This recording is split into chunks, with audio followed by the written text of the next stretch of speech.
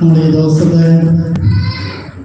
പെസഹ തിരുനാള്, പെസഹ വ്യാഴാഴ്ച എന്നൊക്കെയാണ് പറയാറുള്ളത്.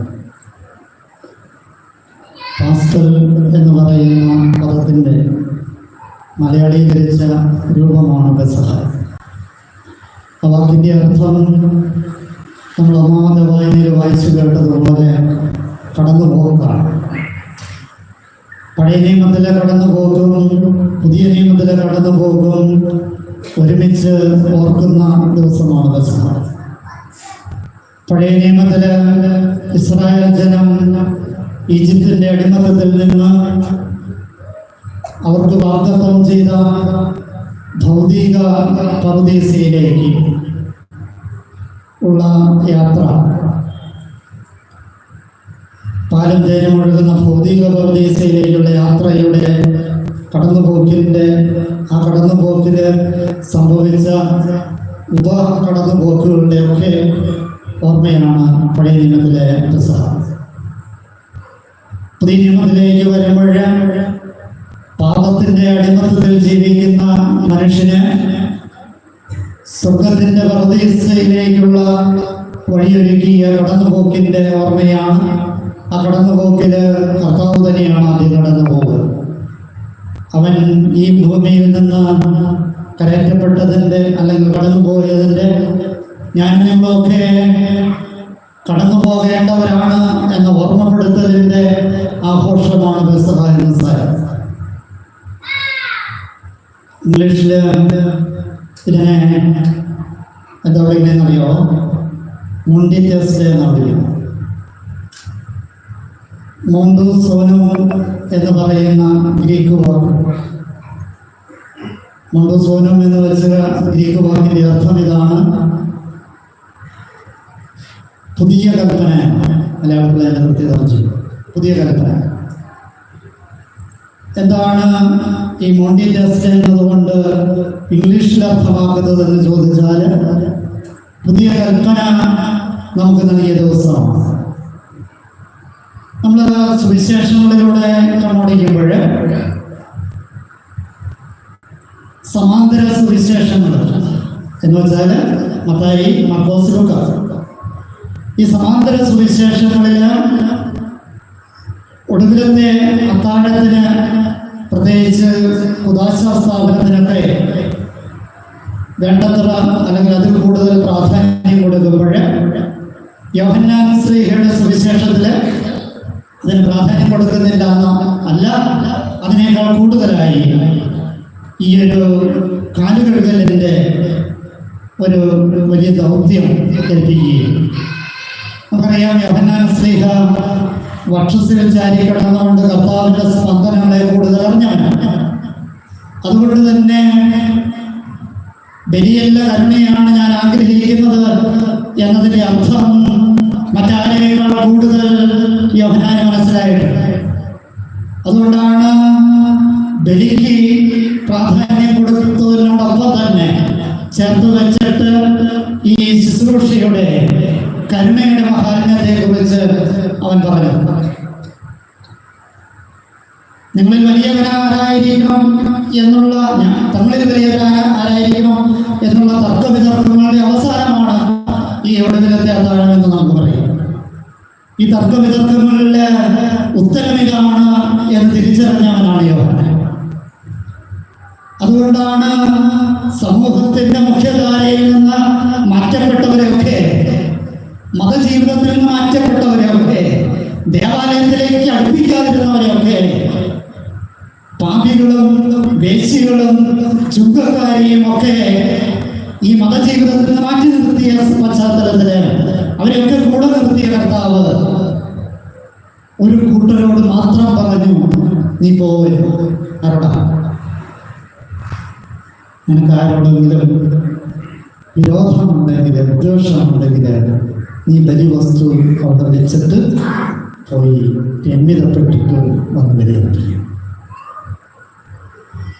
അപ്പൊ കർത്താവിന് വളരെ കൃത്യമായ നിലപാടുണ്ട്. എത്ര കൊള്ളരുതാത്തവനെയും ചേർത്ത് പിടിച്ച കർത്താവിന് കൃത്യമായ നിർബന്ധമുണ്ട്. അനുരഞ്ജനത്തിൻ്റെതാണ് ഈ ബലി. അങ്ങനെ വിദ്വേഷത്തോടും വെറുപ്പിനോടും കൂടി ഈ ബലി അർപ്പിക്കാൻ പാടില്ലെന്ന് മാത്രമല്ല, കാല് കഴുകുന്ന മനോഭാവത്തോടെ വേണം ഈ ബലി അർപ്പണത്തിന് നീ നിന്നെ തന്നെ പരുവപ്പെടുത്തുക. ബലി എന്ന് പറയുന്നത് അർപ്പണമാണെങ്കിൽ, അത് ശൂന്യവൽക്കരണമാണെങ്കിൽ, നീ നിന്റെ അഹങ്കാരത്തിന്റെ ബാബേൽ ഗോപുരങ്ങളെ തച്ചുടച്ചിട്ട് വേണം ഈ ബലി അർപ്പിക്കാനെന്ന് സാധിക്കും. അതുകൊണ്ട് ഭാഷ ഭിന്നമായത് എനിക്ക് ക്ഷമിക്കാൻ പറ്റില്ല, ഭിന്നമാകും. കുടുംബത്തിലെ ആയിക്കോട്ടെ, സഭയിലെ ആയിക്കോട്ടെ, എവിടത്തെ ആയിക്കോട്ടെ, ഭിന്നിച്ച ഭാഷ വാക്കുകളിൽ നിന്നിട്ട് നീ എന്ത് വലിയ അർത്ഥിക്കണം?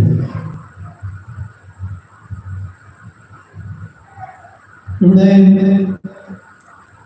അതുകൊണ്ടാണ് ഈ ബലിയർപ്പണത്തിന്റെ അർത്ഥം തിരിച്ചറിയണമെങ്കിൽ നീ കാല് കഴുകാൻ തയ്യാറാണ്. ആ കാല് കഴുകലിന്റെ കർമ്മം ഇവിടെ കർമ്മമായിട്ട് അനുഷ്ഠിക്കുമ്പോൾ, ഒരുപക്ഷെ 12 സ്നേഹന്മാരെ നേർച്ചയായിട്ട് കഴിക്കുമ്പോൾ അതെത്ര വിചാരങ്ങളോടെ കടന്നു പോകുന്നു എന്നെനിക്കറിയില്ല. പക്ഷേ നമ്മൾ അങ്ങനെ ആ ഒരു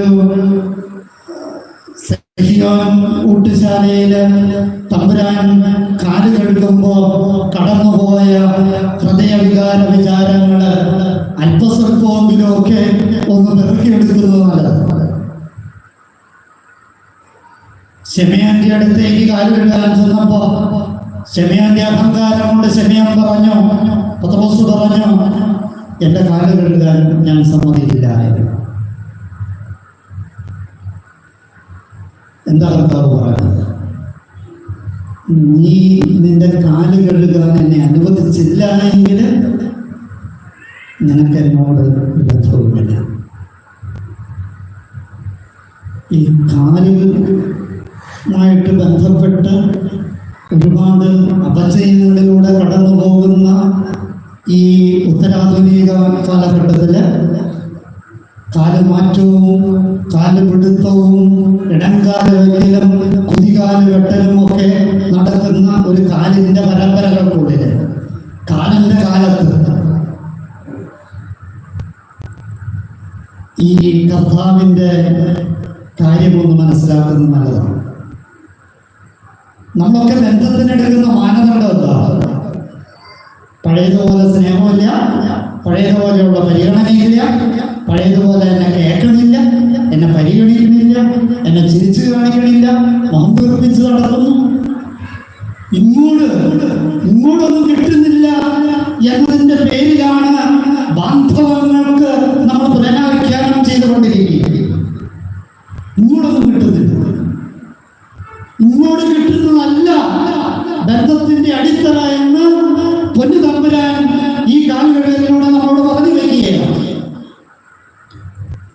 നഷ്ടപ്പെട്ടു പോയ, അകന്നുപോയ, പൊട്ടിപ്പോയ ബാന്ധവങ്ങളെ ഇന്നൊരു പുനർവ്യാഖ്യാനത്തിന് വിധേയമാകണം. എന്തെന്നാ? ഇങ്ങോട്ട് കിട്ടേണ്ടതല്ല, ഇങ്ങോട്ട് കിട്ടാത്തത് കൊണ്ട് ബന്ധമില്ല എന്നല്ല, ഞാൻ അങ്ങോട്ട് കൊടുക്കുന്നതാണ് ബന്ധത്തിന്റെ അടിത്തറ എന്ന്. ഞാൻ ശുശ്രൂഷ ചെയ്തോ ഇല്ലയോ എന്നുള്ളതാണ് നീ ബന്ധത്തിന് നിശ്ചയിക്കേണ്ട മാനദണ്ഡം.